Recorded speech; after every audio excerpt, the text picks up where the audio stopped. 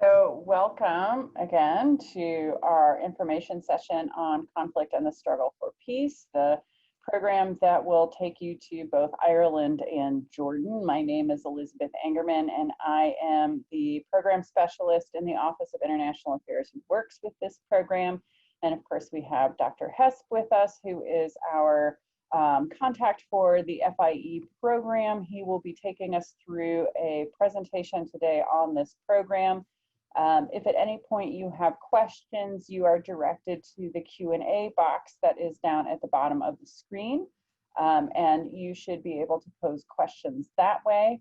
And we can really get started now. I'm going to turn it over to you. Thank you. First thing to do is to make sure you stay in touch with us and you know about deadlines, especially scholarship deadlines, and we'll talk a lot more about that into the program. So either do now or I'll show this again towards the end. Visit tinyurl.com/FIE Peace and Conflict. It's just going to ask for your name, email address, this sort of thing. And that way we can send you information to make sure that you're up to date with what's happening on the 2021 program. As Dr. Angerman said, my name is Graham Hesp. I am in US Central Time, so I'm in the St. Louis metro area, and I take care of the Midwest for FIE. We are a London-based study abroad organization with a program in Dublin as well, and that's where this particular program starts. But I also work specifically with this peace and conflict program. And as we were chatting earlier on, this would be the 11th year of this program, and Ohio State has been involved with the program right from the very beginning, sending us anywhere from 2-3 students. I think the biggest we had was 5 in one particular year, all from multiple majors across the Columbus campus. So Conflict and the Struggle for Peace, Explorations in Ireland and the Middle East program is 5 weeks, starts in Dublin, Ireland, and then continues on to Amman, Jordan in the Middle East. And it's important to remember that this round trip flight, Dublin to Jordan, is included in the program fee. There is the option to add in intensive Arabic language, and that would be an additional 4 weeks for a total of 9 weeks of the program. Housing is included, some meals while you're in Dublin, most meals while you're in Jordan because you're in homestays. I talked about that round trip flight between Dublin and Amman. We also provide a small travel stipend in Amman because there's not really, it's getting a whole lot better, but there's not really a public transportation system in Amman. And so most people will travel from homestays or just around town in general in cabs. And so we provide a small travel stipend to help you get from your homestay to the Ahmed East building. We'll then also provide overnight hotel during the return flight from Amman to the US. So that flight will take you from Amman to Dublin. You'll stay in a hotel overnight and we'll pay for that. And then whatever arrangements you make for yourself to fly back home, back to the US, wherever it is, that would obviously be up to you. Ohio State grade eligibility is a 3.0. Dr. Angerman, is that still the same? Yes, I believe so. Okay, 3.0, but most majors, as I say, have gone on this program. Obviously, there are a couple of the standard Ohio State majors, international relations, counterterrorism, but also not from Ohio State, but we've had a finance major, we've had an economics major, so a wide variety of students go on this program. So I talked about FIE. We've been in existence since 1998, and 2021 will be the 11th year of operating this program. Our partner in Jordan is Ahmed East, and they've been around the Middle East and North Africa since 1951. So they certainly know what they're doing in the region as well. Here is what we're anticipating for the 2021 program. So you would end up leaving the US on Saturday, May 22nd, which will then mean you arrive into Dublin Sunday, May 23rd.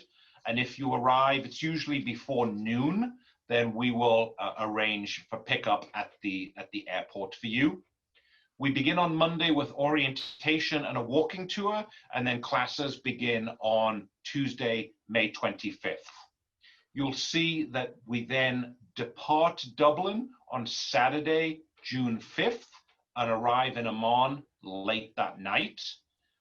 Orientation on Sunday, June 6th, and you then move in with your host families, so you stay in a hotel that first night. And then classes begin on Monday for the second course that's offered. If you are just doing the Peace and Conflict program, then the final day is Saturday, June 19th, and then you will depart Amman on Sunday, June 20th, and arrive in Dublin late that night. As I mentioned, stay in the hotel, and then you're free to leave, whether that's back to the US, back to your own home country, or somewhere else on Monday, June 21st. Now, if you're staying for the extended Arabic language, then orientation will be that Sunday, June 21st. Final exam will be the 14th. You depart Amman, same setup. You depart Friday, July 16th and arrive into Dublin, stay in the hotel, and then depart Dublin Saturday, July 17th. You will be studying with leaders in the field of conflict resolution and the Middle East. Two professors, Dr. Paul Arthur is the program director, has been involved from the beginning, a preeminent scholar and practitioner in international conflict resolution, honorary associate of the International Conflict Research Institute. He's emeritus professor of politics and a former director of the graduate program in peace and conflict studies at the University of Ulster. He worked on the South African Peace and Reconciliation Program and also on the Irish Good Friday Peace Accords. So he was in the room while these conversations were happening. Dr. Omar Rafai is a career diplomat, currently serves as the Director of Arab Affairs in Amman, Jordan. He's been executive director of the Amman-based West Asia North Africa Forum, president of the Jordan Institute of Diplomacy, secretary general of the Jordanian Foreign Ministry, and served as a member of the Jordanian delegation to the Jordan-Israel peace talks in 1994. He then went on to serve as the first ambassador to Israel when diplomatic relations were forged between Israel and Jordan. So again, he has been in the room while these conversations occurred.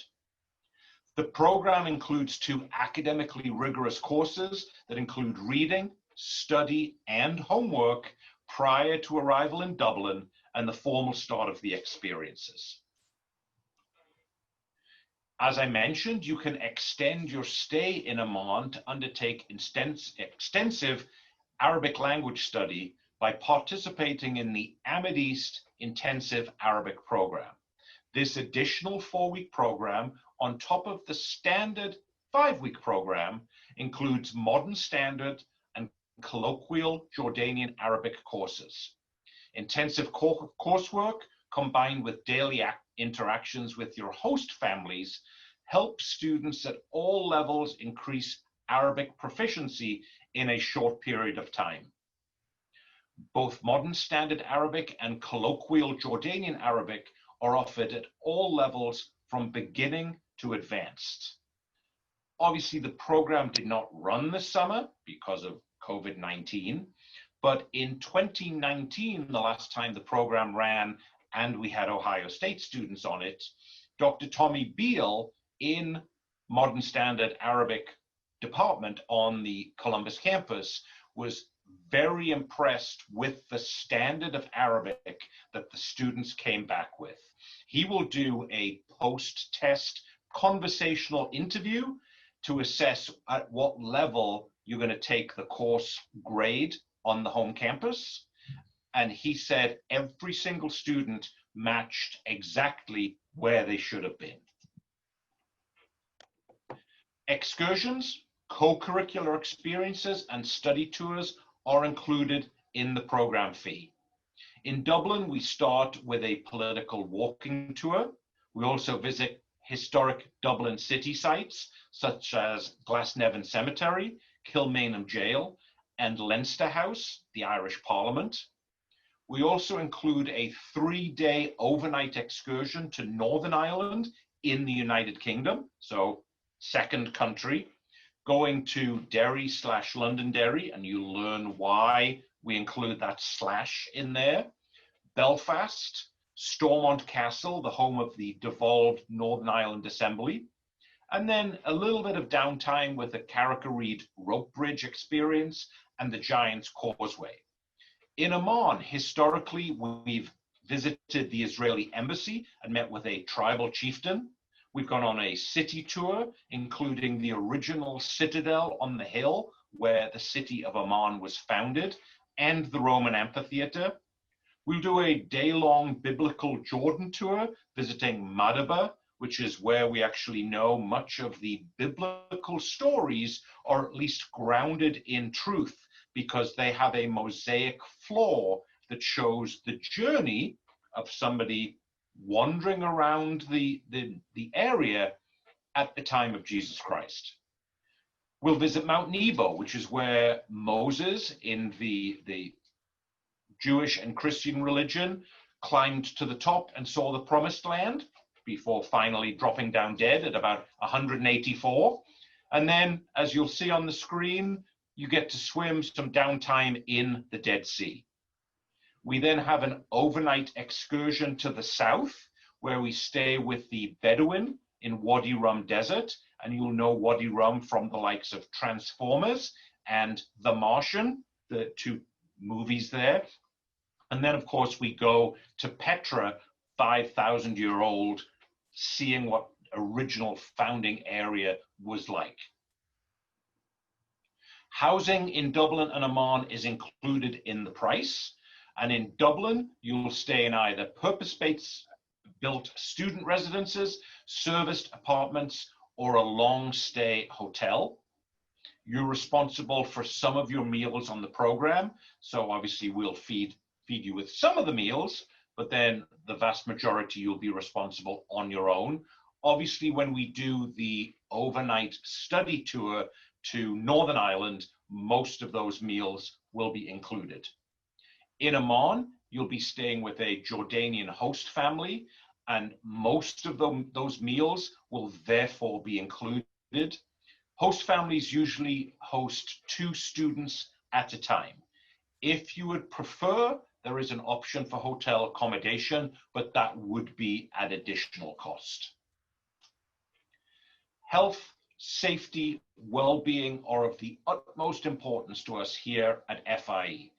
You'll have preparation, orientation, and our friendly staff will ensure you are fully supported throughout your entire study abroad experience.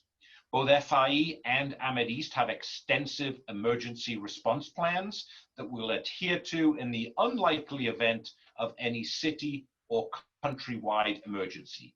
And specific information will be provided during pre-departure orientations and your on-the-ground orientations. During your stay in Dublin, you'll have health and travel insurance by FIE's insurance carrier.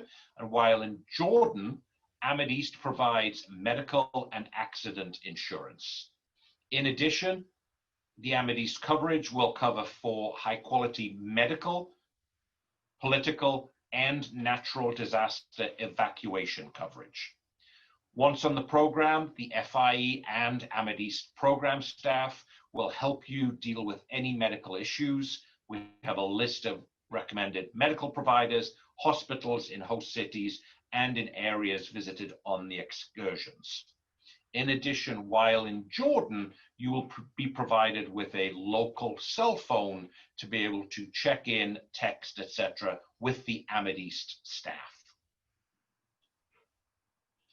So in 2018, the US State Department came up with a new travel advisory system, sort of a traffic light 4-level system. When COVID-19 hit, basically they introduced for the first time ever a global level 4 do not travel situation. That has since been taken back for many countries, and right now Jordan and Ireland are currently rated as level 3. If, when the US State Department reassesses this, and they're doing this every week for every country, it's likely that Jordan would return to level 2, which is the same as most of Western Europe. So the UK, Germany, France, Spain. Ireland hopefully would return to level 1. Dr. Engelman, do you want to talk briefly about how OSU is handling the COVID situation, what is happening with, even in the past with a level 3, students had to petition as a designated country? Yes, and you know, as you say, Jordan had really been down in the area of a 2, which is comparable to most of the places we work with in Europe. So it was relative to a lot of other places, it was you know, a perfectly viable location. COVID, of course, has really turned everything on its head. It seems to me that Jordan has only very recently opened its borders to the outside, so things will kind of be factored in after that revelation. But you know, the short answer, or the semi-short answer, is that we don't yet know how OSU is going to be handling COVID. As of right now, fall semester, and indeed all international travel for faculty, staff, and students has been prohibited through December 31st. We are expecting updates on that in early October. Our understanding is that around then, decisions will be made about spring and spring break. And then perhaps at some point after that, we will hear about summer, which is of course most relevant for this program. So I guess the short answer is we don't yet know, but we are awaiting upper administration guidance on that, which should be coming soon, and we will go from there. If I had to guess, my sense is that our days of blanket prohibitions are probably behind us. It's very possible that moving forward it will be on a country by country basis. Of course, the issue right now is not just our own concerns about health and safety, but of course the concerns of our partner institutions, providers, and host nations. So we would of course also be looking at what FIE was recommending, and then of course what Ireland and Jordan were also saying. I mean, the fact of the matter is that as of today, the blue passport doesn't get you into as many countries as it used to. So we are kind of waiting until we have those details in place before we can make broader suggestions on what will and will not be possible. And I would certainly encourage students interested in this program to continue to check it out, to even start the application, to look at various scholarships. Our deadline, and I'll talk about this in a second, but the deadline is March 15th. So there is still a while to go. And it was around about that date this year that we put a hold on the 2020 program. So it is still possible to go ahead, make your application. There is no application fee with FIE. And so you are able to do that. And I know some of the Ohio State students planning to go this past summer deferred their enrollment to the 2021 program. So there's really no loss in checking it out and even starting the application. And as I mentioned a couple of slides ago, obviously we would not run the program if we had any questions as to the safety in Ireland, in Northern Ireland, or in Jordan. Of course. And I, just a little squirrely detail on our end. There are the two applications. Dr. Hess already referred to the FIE application, and of course there is also the Ohio State application, which is accessible through educationabroad.osu.edu. And I bring this up only because, and here's where OSU is going to insert itself into the process, we ask that both applications are submitted by our deadline, which is February 1st. And is a little bit earlier than that FIE application deadline, but would still, I think, be plenty of time to alert students to any changes in policy or in practice. So I don't think anyone needs to be concerned about that, but it is an important detail that our deadline falls just a little bit earlier. And let's talk about some more positive experiences. So you go on the program, what is going to come back to Ohio State? So again, Dr. Engelman, you like to talk about the credits that oftentimes students will bring back to Columbus. Absolutely. This is actually a unique third-party provider program in that we already really know what credits students are going to earn. It is a program that has a fairly set curriculum, which has allowed us then to really get those credits evaluated in advance and to really be able to say with certainty, relative certainty, what credit students will earn. So everybody traveling on the program will earn 3 credits of International Studies 2800. That's the Introduction to Peace Studies. For students that already have that credit, you will receive IS 4802, which is that Problems and Prospects for Peace. Either one is 3 credits. For those students that stay around for the additional Arabic component, you would earn an additional 6 credits of Arabic language to be determined upon your return. That's what Dr. Hess alluded to earlier, that Dr. Buyout will do a language assessment upon your return and will award Arabic credit as a result of how you do on it. But what's very nice about this is that you already kind of know what credits you're going to earn. In the past, I have been able to work with the International Studies Department to get the credit evaluation done pretty painlessly. So they have honestly been very gracious about filling out those forms and just leaving them for students to pick up, which really smooths the process along. You can probably take care of that. And indeed, we encourage you to take care of that prior to departure. And then that Arabic piece will be completed upon your return. So anybody completing that Arabic component is going to earn a total of 12 credits. Students that are just doing the Peace Studies part of the program will earn 6 total credits, just to make that clear. And that's a nice number because that keeps you eligible for most financial aid. So loans typically want you to be enrolled for half-time credit or 6 credits. And then loans and scholarships will want to see the full-time enrollment. So you have those 12 credits if you do the Arabic program. And some more good news is the program fees for 2021 remain the same as 2020. And I believe that was the same as also 2019. So there's been no price increase, at least for a year. But again, Dr. Engelman, if you'd like to talk about how Ohio State handles the tuition waiver piece and the health insurance piece. Sure, and this is, I think, more good news.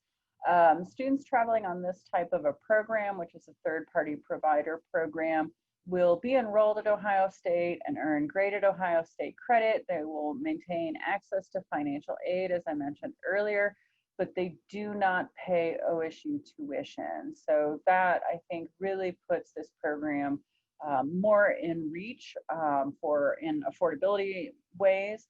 So you can still use your financial aid, but instead of applying it to both OSU tuition and this program fee, it's only directed at the program fee. So that's good news there. So you're really just looking at the fees that are listed here on the slide. The other fee that you would want to keep an eye on is the required supplemental health insurance. That's very separate from the regular insurance that you would carry as an Ohio State student. This is supplemental insurance that is designed to be used overseas. It's approximately $35 a month or so.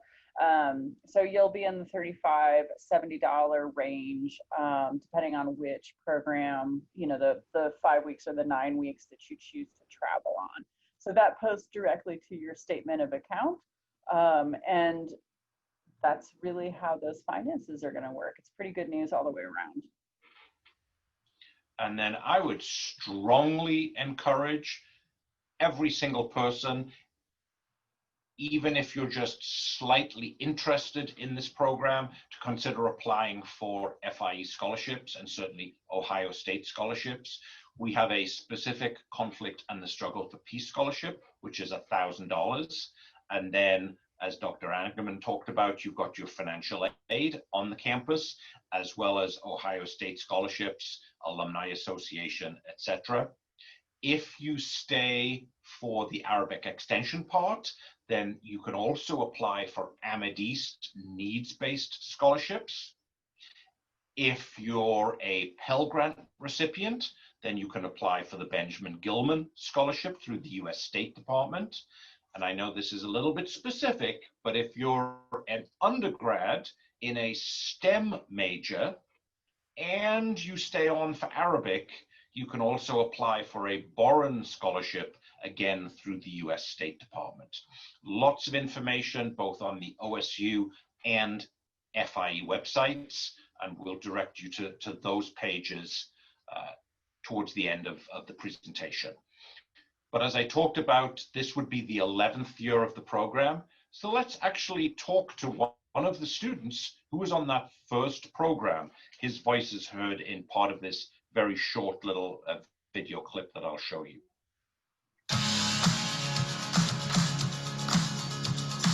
Understanding the roots of societal conflict and exploring the paths to lasting peace are now more important than ever. For more than 10 years, FIE's Conflict and the Struggle for Peace summer program has been working with leading peace and justice scholars. Together, we critically analyze some of the most challenging issues of our time. The highlights of the Peace and Conflict program for me were meeting with Tony Blair's Chief of Staff, who signed the Northern Ireland Peace Agreement, as well as meeting with Al-Majali, Prime Minister of Jordan. We'll explore the history of conflict and the paths to peace on the ground in Ireland, Northern Ireland, and Jordan. So we had met with very big policymakers, so that's one aspect. The other aspect was hearing the voices from the ground and getting to meet with people on the ground who are being affected on a daily basis by these conflicts in the Middle East.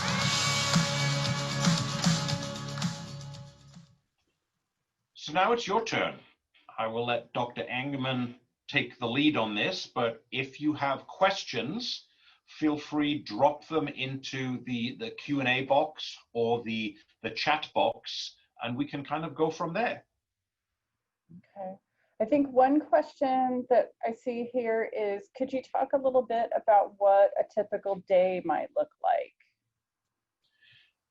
The joy of this program is there really is no typical day. So we, in all of our locations, we try to use the local environment as an extension of the classroom. One thing I can unequivocally guarantee is you will not be sitting in the classroom from 9 a.m. to 5 p.m. You may have a class from 9 a.m. until noon, and then have a break for lunch, But then in the afternoon, we may go to Glasnevin Cemetery, and you'll learn about the original foundings of those freedom fighters who were fighting for Irish independence. The next morning, we may start off by going to Leinster House, the Irish Parliament, and after lunch, you then sit in class for 2-3 hours. So there's not really that standard classroom experience. Obviously, when we go to Northern Ireland in the United Kingdom, there really isn't a classroom component that goes along with that. They are very much sort of that mobile seminar type experience.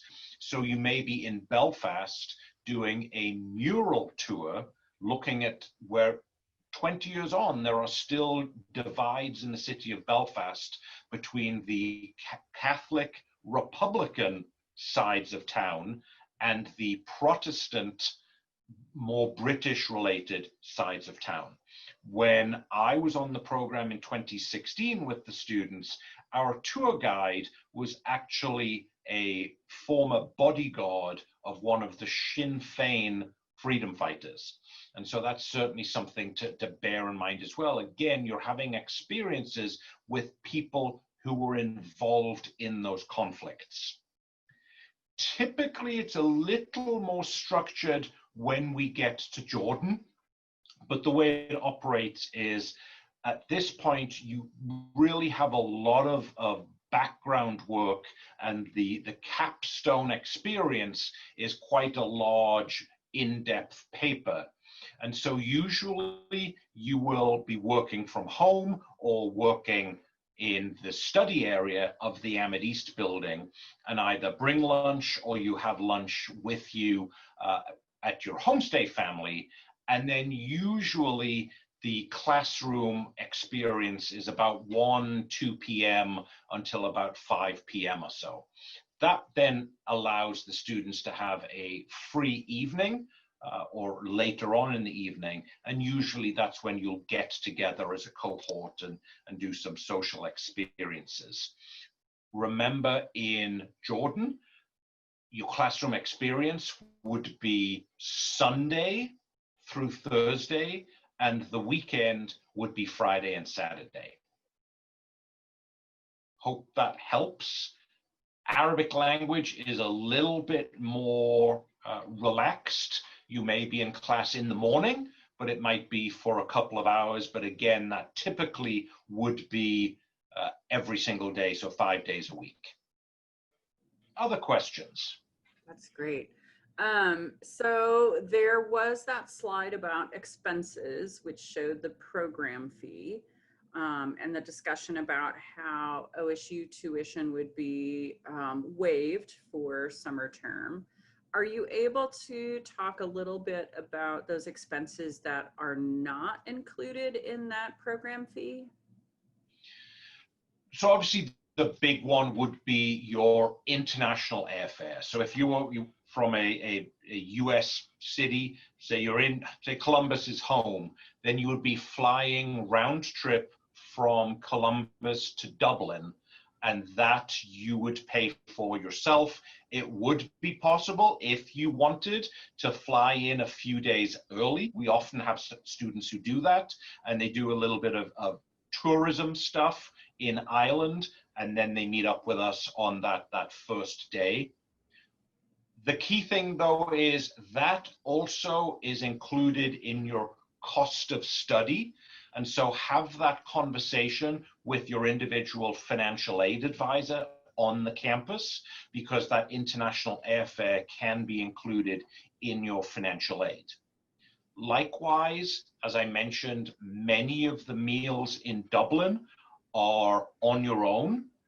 If you were to stay in FIE residence hall housing, then there is a fully equipped kitchen. And so if you chose to go to the grocery store and make your own breakfast and make dinner every night, that is obviously going to be a whole lot cheaper than if you went to Starbucks, picked up a muffin, picked up a cup of coffee, went and bought sandwiches and chips and fruit for lunch, and then went out for dinner.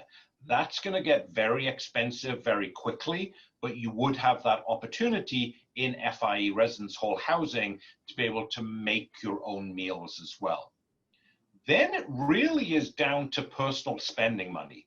The key thing as well is there's not a lot, this sounds bad, but everyone totally experiences this in a positive way. There's not a lot of free time in this program. And so it's not like suddenly you have all of this free time and you need to be looking at, oh, am I going to fly to London for the weekend? Or am I going to go to Paris next week? Because there isn't the time to do that. So it really is that round trip flight from the US or whatever your home country is to Dublin, and then limited meals, depending on if you're eating out or making your own meals, and then personal spending money. And those meals and that round trip flight, again, would be included in your financial aid if you have that conversation with your financial aid advisor. Okay, that's outstanding. Can we talk a little bit for those students that are interested in the Arabic portion where there are homestays? Can you talk a little bit about the homestay families that students stay with? So the homestay families, Ahmed East has worked with many of these families, not only for years, but actually for generations. It is not unusual for a homestay family to have been hosting Ahmed East students as their children were growing up. And now the children are married and also acting as an Ahmed East homestay family. So these are years, if not generations of families. They are obviously all checked and rechecked. There is a mixture of both Muslim families and Christian families. There is a relatively large Christian population within Jordan. I will say it is most likely that any men will be placed within a Christian family. And the very reason is because if it is an observant Muslim family and the women wear a hijab, for example, then they cannot remove the hijab in front of anyone who is not family. So it's perfectly fine to remove the hijab in front of other females or in front of your brother or father or husband. But if there were male guests staying in the house, then those women would be unable to remove the hijab. So for that reason, we often find that the men are placed with Christian families and the women are with with Muslim families. Regardless, there is always someone who can speak English. So even if you are in a not taking the Arabic language extension, haven't spoken Arabic at all, there will always be at least one person in the family who is able to speak quite fluent Arabic. What we found as well over the years is many times students who have no Arabic experience start picking up Arabic expressions, are able to communicate very basically just by osmosis. You're around Arabic speakers. Arabic may be on the television. And so students are picking that up through the couple of weeks that you're staying with that homestay family. All right. And then I have a question for you. And that's just really in your, bless you, in your experience, are there any things that we haven't yet covered that you find that students really like knowing about in advance? We've talked a little bit about expenses and homestays and excursions and the credits they're going to earn. But have we missed anything that you think we should add in here? Frequently asked questions, maybe? I was just going to say, we have an extensive FAQ page on the FIE website. And I think we've pretty much covered every base over the last several years, because usually we end up adding 1 or 2 questions every year, and we haven't added any new questions for the last couple of years. One that oftentimes gets asked is about students of the Jewish faith. And as I mentioned, Jordan is a very accepting and welcoming community. And so Jewish students have not had an issue before. We cover a lot of this as well during the extensive pre-departure orientation that will both be by FIE and by Amethyst. Another point that is sometimes raised and is covered during that pre-departure orientation is sexual orientation. And not only have we had GLBT students on the program, but 2-3 years ago, we actually had a transgender female on the program who was perfectly accepted by her host family as well. So one of the strengths of this overall program is whatever preconceived notions, ideas, maybe you've seen through certain aspects of the US media will very quickly be dismissed when you arrive into Jordan and see what an open, welcoming society they really are. That's tremendous. Thank you so much for all of your expertise. I think that's all the questions that we have. I'm going to go ahead and stop the recording. And just as a reminder, just before you do that, Yep. tinyurl.com/FIE Peace and Conflict. Please go there now, sign up for more information. And then just as a conclusion, go ahead, ask your questions, talk to your own academic advisor, talk to the OSU Study Abroad staff, talk to your family. Oftentimes they are a little concerned when you go home at Thanksgiving, if you're not already at home, and say, hey, I'm interested in going to an Arabic country next summer. By all means, I have talked to parents, I've talked to mothers, because I've been there, I've been to the country, I've seen what it's like.